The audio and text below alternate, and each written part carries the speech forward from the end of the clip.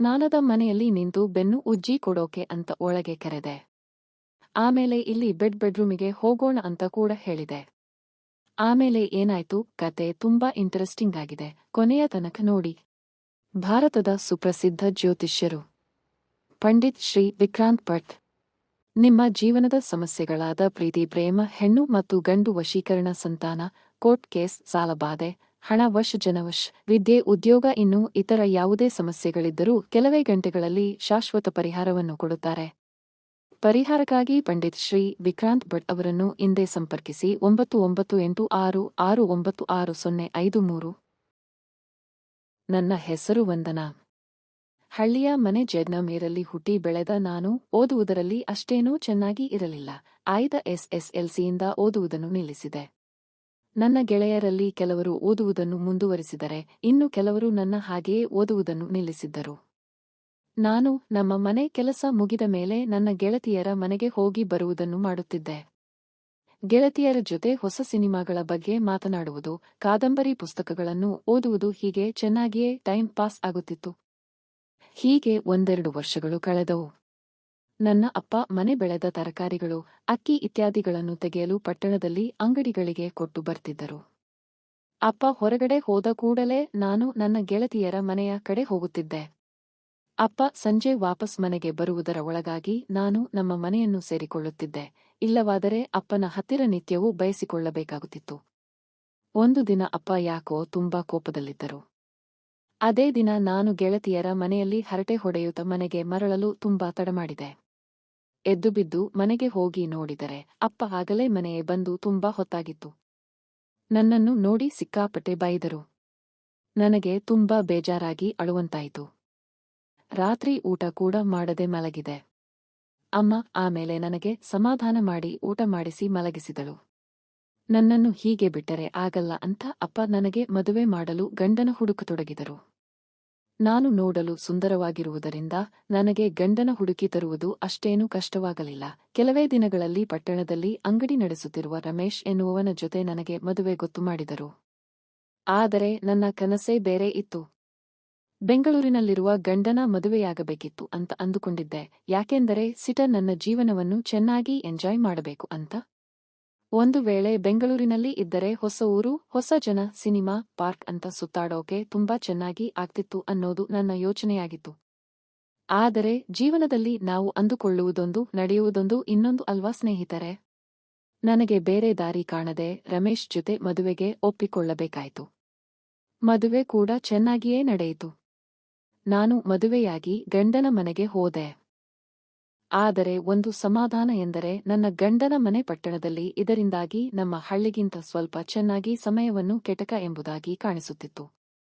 ಮದುವೆಯಾದ ಹೊಸದರಲ್ಲಿ ನನ್ನ ಗಂಡ ರಮೇಶ್ ನನ್ನನ್ನು ಚೆನ್ನಾಗಿ ನೋಡಿಕೊಳ್ಳುತ್ತಿದ್ದ. ಆಗಾಗ ಅವರು ತಮ್ಮ ಕೆಲಸದಲ್ಲಿ ಬಿಡುವು ಮಾಡಿಕೊಂಡು ನನ್ನನ್ನು ಹೊರಗಡೆ ಸುತ್ತಾಡಲು ಕರೆದುಕೊಂಡು ಹೋಗುತ್ತಿದ್ದರು. ನನ್ನ ಗಂಡ ಅಂಗಡಿಯಲ್ಲಿ ಇರುವ ಸಂದರ್ಭದಲ್ಲಿ ಮನೆಯಲ್ಲಿ ನಾನು ಮತ್ತು ನನ್ನ ಅತ್ತೆ ಇಬ್ಬರೇ ಇರುತ್ತಿದ್ದೆವು. ನನ್ನ ಅತ್ತೆ ಕೂಡ ನನ್ನನ್ನು ಚೆನ್ನಾಗಿ ನೋಡಿಕೊಳ್ಳುತ್ತಿದ್ದರು. ಹೀಗೆ ಜೀವನ ನಡೆಯುತ್ತಿತ್ತು. ಆದರೆ ದಿನಗಳು ಕಳೆದಂತೆ ನನ್ನ ಗಂಡ ತಮ್ಮ ಕೆಲಸದಲ್ಲಿ ನೇದಂತ ವೃತ್ತಿ ಮಾಡಿದರು. ನಮ್ಮ ಅಂಗಡಿಯಲ್ಲಿ ವ್ಯಾಪಾರವನ್ನು ಹೆಚ್ಚಿಸುವುದು ಮತ್ತು ಚೆನ್ನಾಗಿ ಹಣ ಗಳಿಸುವುದು ಅವರ ಗುರಿ ಆಯಿತಾ. ಹೆಚ್ಚಿನ ಸಮಯ ಅಂಗಡಿಯಲ್ಲಿ ಕಳೆಯತೊಡಗಿದರು. ಮನೆಯಲ್ಲಿ ನನ್ನ ಜೊತೆ ಇರುವ ಸಮಯ ಕಡಿಮೆಯಾಗುತ್ತಾ ಬಂತು. ರಾತ್ರಿ ಒಮ್ಮೆ ಲೇಟಾಗಿ ಬರುತ್ತಿದ್ದರು. ಅವರು ಬರುವಾಗಲೇ ಸುಸ್ತಾಗಿ ಇರುತ್ತಿದ್ದರು. ನಾವು ರಾತ್ರಿ ಸುಮ್ಮನೆ ಮಲಗಬೇಕಾಗುತ್ತಿತ್ತು. ಮಂಚದ ಮೇಲಿನ ನಮ್ಮ ಕಾರ್ಯಕ್ರಮ ಏನೇನಾಗಿಲ್ಲ.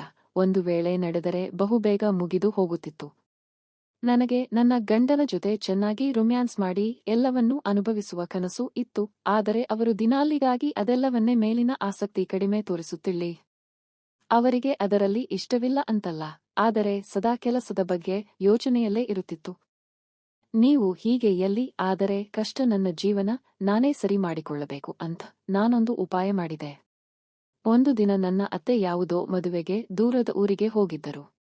ಮನೆಯಲ್ಲಿ ನಾನು ಮತ್ತು ನನ್ನ ಗಂಡ ಇಬ್ಬರೇ ಇದ್ದೆವು. ಅವರು ಎಂದಿನಂತೆ ರೆಡಿ ಆಗಿ ಅಂಗಡಿಗೆ ಹೊರಟು ಹೋದರು. ನಾನು ತಮ್ಮನ್ನು ಹೇಗಾದರೂ ಮಧ್ಯಾಹ್ನದ ವೇಳೆ ಮನೆಗೆ ಕರೆಸಿಕೊಳ್ಳಬೇಕೆಂದೇ ಪ್ಲಾನ್ ಮಾಡಿದೆ. ಮನೆಯಲ್ಲಿ ಹೇಗೂ ಅತ್ತೆ ಇಲ್ಲದೆ ಇದ್ದದಿಂದ ಹಗಲಲ್ಲಿ ನಾವಿಬ್ಬರು ಚೆನ್ನಾಗಿ ರೊಮ್ಯಾನ್ಸ್ ಮಾಡಬಹುದು ಎನ್ನುವುದು ನನ್ನ ಉದ್ದೇಶವಾಗಿತ್ತು. ಹಾಗಂತ ಅದನ್ನು ನೇರವಾಗಿ ನನ್ನ ಗಂಡನಿಗೆ ಹೇಳಿದರೆ ಅವರು ಒಪ್ಪಿಕೊಳ್ಳುವುದಿಲ್ಲ ಅಂತ ನಾನು ಅದನ್ನು ಗೊತ್ತಾಗಿಸಿಕೊಂಡವು ಪ್ಲಾನ್ ಮಾಡಿ ಅಂಗಡಿಗೆ ಫೋನ್ ಮಾಡಿದೆ. ರೀ, ನೀವು ಇಂದು ಸುಮಾರು 12 ಗಂಟೆ ಹೊತ್ತಿಗೆ ಮನೆಗೆ ಬಂದು ಹೋಗ್ತೀರಾ? ನನಗೆ ಅಡುಗೆ ಮಾಡಲು ರೈಸ್ ಬೇಕಾಗಿದೆ ಅಂದೆ. ಓ ಹೌದಾ, ನಾನು ಹೇಗಿದ್ದರೂ ಮಾರ್ಕೆಟ್ಗೆ ಹೋಗೋದು ಇದೆ, ಹಾಗೆ ಮನೆಗೆ ಬಂದು ಕೊಟ್ಟು ಹೋಗ್ತೇನೆ ಎಂದು ಅವರು ತಿಳಿಸಿದರು. ಅರ್ಜೆಂಟ್ ಏನಿಲ್ಲ ರೀ, ನನಗೆ ಈಗ ಬೇರೆ ಕೆಲಸ ಇದೆ, ಅದನ್ನೆಲ್ಲ ಮುಗಿಸಿಕೊಳ್ಳುತ್ತೇನೆ, ಆಮೇಲೆ ನೀವು ಸ್ವಲ್ಪ ಫ್ರೀ ಮಾಡಿಕೊಂಡು ಅಕ್ಕಿ ತೆಗೆದುಕೊಂಡು ಬನ್ನಿ ಅಂತ ಅವರಿಗೆ ಹೇಳಿದೆ. ಆಯ್ತಾ, ನೋಡ್ತೀನಿ ಅಂತ ಕಾಲ್ ಕಟ್ ಮಾಡಿದರು. ನಾನು ಬೇಗ ಮನೆ ಕೆಲಸವನ್ನೆಲ್ಲ ಮುಗಿಸಿಕೊಂಡು ಗಂಟೆಯಿಂದ 11 ಗಂಟೆ 30 ನಿಮಿಷ ತುಂಬ ಆಗಿತ್ತು. ಮನೆಯಲ್ಲಿ ಯಾವಾಗಲೂ ಅತ್ತೆ ಇರುತ್ತಿದ್ದು ನಾನು ಸ್ನಾನಕ್ಕೆ ಹೋಗುವಾಗ ಮನೆಯ ಬಾಗಿಲನ್ನು ಹಾಕುತ್ತಿರಲಿಲ್ಲ. ಅವತ್ತು ಕೂಡ ನಾನು ಅದೇ ಯೋಚನೆಯಲ್ಲಿ ಮೇನ್ ಡೋರ್ ಹಾಕದೆ ಬಚ್ಚಲಿಗೆ ಹೋಗಿ ಸ್ನಾನಕ್ಕೆ ನಿಂತಿದ್ದೆ. ಒಳಗೆ ಹೋಗಿ ಸ್ನಾನಕ್ಕೆ ನಿಂತ ಮೇಲೆ ನನಗೆ ನೆನಪಾಯಿತು, ಅಯ್ಯೋ ಬಾಗಿಲು ಹಾಕಬೇಕಿತ್ತು ಅಂದ. ಹೇಗಿದ್ರು ಬೇಗ ಸ್ನಾನ ಮುಗಿಸಿ ಬಂದರಾಯ್ತು ಅಂತ ಸ್ನಾನ ಮಾಡುತ್ತಿದ್ದೆ. ಅಷ್ಟರಲ್ಲೇ ಮನೆಯ ಬಾಗಿಲು ಹತ್ತಿರ ಯಾರೋ ಬಂದ ಹಾಗೆ ಶಬ್ದವಾಯಿತು. ಬಹುಶಃ ರಮೇಶ್ ಅಕ್ಕಿ ತೆಗೆದುಕೊಂಡು ಬಂದಿರಬಹುದು ಅಂತ ಅಂದುಕೊಂಡು ಸಂತೋಷವಾಯಿತು. ಅಕ್ಕಿಯನ್ನು ಅಲ್ಲೇ ಅಡುಗೆ ಮನೆಯಲ್ಲಿ ಇಡಿ ಅಂದೆ. ರಮೇಶ್ ಏನು ಮಾತನಾಡಲಿಲ್ಲ.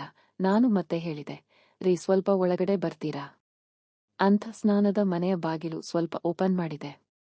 ಅವರು ಒಳಗಡೆ ಬಂದಾಗ ಅವರ ಕಡೆ ಬೆನ್ನು ಮಾಡಿ ಸ್ವಲ್ಪ ಬೆನ್ನು ಉಜ್ಜಿ ಕೊಡ್ತೀರಾ ಅಂದೆ. ಅವರು ಮಾತನಾಡದೆ ನನ್ನ ಬೆನ್ನು ಉಜ್ಜತೊಡಗಿದರು. ನಾನು ಆಗಲೇ ಒಳ್ಳೆಯ ಮೂಡಿಗೆ ಹೋಗಿದ್ದೆ. ಅವರು ಬೆನ್ನು ಮುಟ್ಟುತ್ತಿರುವಾಗ ಯಾಕೋ ಸ್ವಲ್ಪ ಅನುಮಾನ ಬಂದು ಹೊರಗಡೆ ತಿರುಗಿ ನೋಡಿದೆ. ನೋಡಿದರೆ ಬಂದದ್ದು ನನ್ನ ಗಂಡ ಅಲ್ಲ, ಅವರು ಬಿಸಿ ಇದ್ದಾರೆ ಅಂತ ಅಕ್ಕಿಯನ್ನು ಅಂಗಡಿಯ ಹುಡುಗನೊಬ್ಬನ ಹತ್ತಿರ ಕೊಟ್ಟು ಕಳುಹಿಸಿದರು. ಅವನನ್ನು ನೋಡಿ ನನಗೆ ಆಮೇಲೆ ಶಾಕ್ ಆಯಿತು. ಆದರೆ ಆಗಲೇ ಅವನು ನನ್ನನ್ನು ನೋಡಿ ನಗುತ್ತಿದ್ದ ನನ್ನ ಬೆನ್ನು ಉಜ್ಜುವುದನ್ನು ಮುಂದುವರೆಸಿದನು. ನಾನು ಯಾಕೋ ಗೊತ್ತಿಲ್ಲ, ಒಂದು ಕ್ಷಣ ಸುಮ್ಮನಿದ್ದೆ. ಅದು ನನಗೆ ಸ್ವಲ್ಪ ಮಜಾ ಕೊಡುತ್ತಿತ್ತ. ನಾನು ವಿರೋಧ ಮಾಡದೆ ಇದ್ದದ್ದನ್ನು ನೋಡಿದ ಅವನು ನೇರವಾಗಿ ನನ್ನನ್ನು ಹಿಂದಿನಿಂದ ತಬ್ಬಿಕೊಂಡ. ಅದರಲ್ಲಿ ಸುಂದರವಾಗಿರುವ ಬೆತ್ತಲೆ ಹೆಣ್ಣು ಒಬ್ಬಳು. ಈ ತರ ಸಿಕ್ಕರೆ ಯಾವ ಹುಡುಗರು ಬಿಡುತ್ತಾರೆ ಹೇಳಿ? ಮೊದಲೇ ಈ ಎಲ್ಲದರಿಂದ ಸ್ವಲ್ಪ ವಂಚಿತನಾಗಿದ್ದ ನಾನು ಒಂದು ಕ್ಷಣ ಮೈಮರೆದೆ ಅವನು ಕೊಡುತ್ತಿರುವ ಸುಖಕ್ಕೆ ಶರಣಾದೆ. ಅವನ ಕೈಗಳನ್ನು ಹಿಡಿದು ಇನ್ನಷ್ಟು ಹತ್ತಿರ ಎಳೆದುಕೊಂಡು ನಿಂತೆ. ಅವನು ಆಗಲೇ ಎಲ್ಲದಕ್ಕೂ ರೆಡಿಯಾಗಿದ್ದನು. ಆಗ ನಾನು ಅವನನ್ನು ತಡೆದು ಇಲ್ಲಿ ಬೇಡ, ಸ್ನಾನ ಮಾಡಿ ಬರ್ತೇನೆ ಅಂತ ಹೇಳಿದೆ. ಅವನು ಅರ್ಥ ಮಾಡಿಕೊಂಡು ಹೊರಗಡೆ ಹೋದನು. ಅವನು ಹೊರಗಡೆ ಹಾಲಲ್ಲಿ ನನ್ನಗಾಗಿ ಕಾದು ಕುಳಿತಿದ್ದನು. ನಾನು ಟವೆಲ್ ಹುಟ್ಟುಕೊಂಡು ಹೊರಗಡೆ ಬಂದು ಅವನ ಕಡೆ ನೋಡಿ ಸ್ಮೈಲ್ ಕೊಡುತ್ತಾ ಬೆಡ್ರೂಮಿಗೆ ಹೊರಟೆ. ಅವನು ನನ್ನನ್ನು ಹಿಂಬಾಲಿಸಿ ಬಂದನು. ಅವನು ಒಳಗೆ ಬಂದು ನನ್ನನ್ನು ಹಿಡಿದುಕೊಂಡನು. ನನಗೆ ಎಲ್ಲವೂ ಬೇಕಾಗಿದ್ದರೂ ಕೂಡ ಸ್ವಲ್ಪ ಭಯ ಇತ್ತು.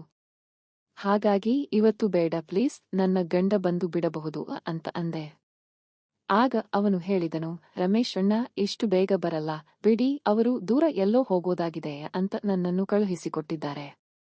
ಅವರು ಬರುವುದಿಂದಲೇ ಲೇಟ್ ಆಗುತ್ತದೆ ಅಂತ ನನಗೆ ಏನು ಹೇಳಬೇಕು ತಿಳಿಯಲಿಲ್ಲ. ತಪ್ಪು ಮಾಡುತ್ತಿದ್ದೇವೆ ಅಂತ ಗೊತ್ತಿದ್ದರೂ ಕೂಡ ಆ ಹುಡುಗ ಕೊಡಬಹುದಾದ ಸುಖ ಬೇಡ ಅಂತ ಹೇಳೋಕೆ ಮನಸ್ಸಾಗಲಿಲ್ಲ. ಹಾಗೆ ಸುಮ್ಮನೆ ಮುಖ ಕೆಳಗೆ ಮಾಡಿ ಮಲಗಿದೆ. ನನಗೆ ಅನುಮತಿ ಸಿಕ್ಕಿದೆ ಅಂತ ಅವನು ಇನ್ನಷ್ಟು ಮುಂದುವರೆದ. ಎಲ್ಲವೂ ಒಂದು ಕನಸಿನ ರೀತಿಯಲ್ಲಿ ನಡೆದು ಹೋಯಿತು. ಅವನ ಕೆಲಸದಿಂದ ಇದರಲ್ಲಿ ಅವನು ಸ್ವಲ್ಪ ಅನುಭವಿಸಿದ ಅಂತ ಗೊತ್ತಾಯ್ತು. ಸ್ವಲ್ಪ ಹೊತ್ತಲ್ಲಿ ಅವನು ಹೊರಟು ಹೋದನು. ನಾನು ಸ್ವಲ್ಪ ಸುಧಾರಿಸಿಕೊಂಡು ಆಮೇಲೆ ನನ್ನ ಗಂಡನಿಗೆ ಒಂದು ಫೋನ್ ಮಾಡೋಣ ಅಂತ ಹೋದೆ. ಆ ಕ್ಷಣದಲ್ಲಿ ಎಲ್ಲಾ ಮಜಾ ಕೊಟ್ಟರು. ತಪ್ಪು ಮಾಡಿದ್ದೇನೆ ಅಂತ ಪದೇ ಪದೇ ಅನುಸರಿಸಲಾಗಿದ್ದಿತ್ತು. ನಡೆದಿದ್ದೆಲ್ಲ ಒಂದು ಕನಸು ಅಂತ ಮರೆಯಲು ಯೋಚಿಸಿದೆ. ಅವನು ಇದರ ಬಗ್ಗೆ ಯಾರ ಹತ್ತಿರನೂ ಹೇಳದೇ ಇರಲಿ ದೇವರೇ ಅಂತ ಅಂದುಕೊಂಡೆ.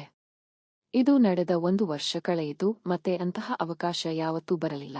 ಅದೇ ರೀತಿ ನಾನು ಆಗಿಯೇ ಹುಡುಕಿಕೊಂಡು ಕೂಡ ಹೋಗಲಿಲ್ಲ. ಏಕೆಂದರೆ ಅದು ಕೊಡುವ ಮಜಕ್ಕಿಂತ ಜಾಸ್ತಿ ಆಮೇಲೆ ಅನುಭವಿಸುವ ಮಾನಸಿಕ ನೋವು ಜಾಸ್ತಿ ಇರುತ್ತೆ ಅಂತ ನನಗೆ ಗೊತ್ತಾಗಿತ್ತು. ಕತೆ ಇಷ್ಟವಾದರೆ ಒಂದು ಲೈಕ್ ಮಾಡಿ, ಚಾನೆಲ್ ಅನ್ನು ಸಬ್ಸ್ಕ್ರೈಬ್ ಮಾಡಿಕೊಳ್ಳಿ. ನಮಸ್ಕಾರ.